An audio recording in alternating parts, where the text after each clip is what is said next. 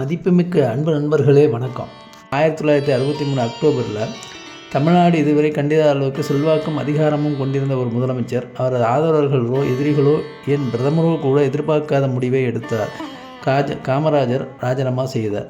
தன் செல்வாக்கின் உச்சத்தில் இருந்தபோதே முதலமைச்சர் பதவியை விட்டு சிதைந்து கொண்டிருந்த ஒரு அரசியல் இயக்கத்தை கிராமங்களின் அடிப்படையில் மீண்டும் கட்டியெழுப்பச் சென்றார். அதற்கு காமராஜர் திட்டம் என்று பெயர் வந்தது. வரலாறு அதை ஒரு தொலைநோக்கு பார்வை கொண்ட செயலாக பதிவு செய்தது. ஆனால் காமராஜர் அதை பற்றி சொன்னது ஒரே ஒரு வார்த்தை தான், கடமை.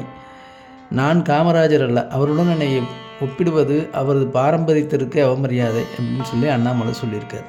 காமராஜரும் ராஜினாமா பண்ணி ஒரு இயக்கம் ஆரம்பித்தார், அதுமாதிரி நானும் ராஜினாமா பண்ணிட்டு ஒரு இயக்கம் ஆரம்பிச்சிருக்கேன் அப்படின்னு சொல்ல வர்றாரோ. ஆனால் இன்று பாரதிய ஜனதா கட்சியின் அடிப்படை உறுப்பினர் பதவியிலிருந்து விலகும் இந்த தருணத்தில் வைத்திருக்கக்கூடிய அதே கேள்வி என்னையும் துரத்துகிறது.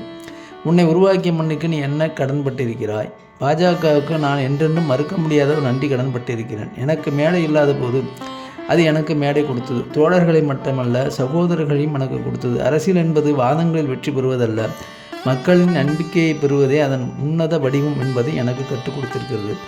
எனது சிந்தனை வளர்த்த ஒவ்வொரு தலைவருக்கும், எதுவும் இல்லாத காலத்தில் என்னை நம்பிய ஒவ்வொரு தொண்டருக்கும் நான் விடைபெறவில்லை. நன்றி கூறுகிறேன்.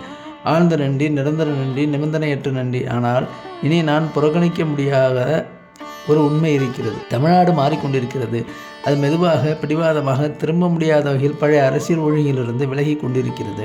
கவனமாக கேட்டால் அதன் மாற்றத்தின் ஓசையை நீங்கள் கேட்க முடியும்.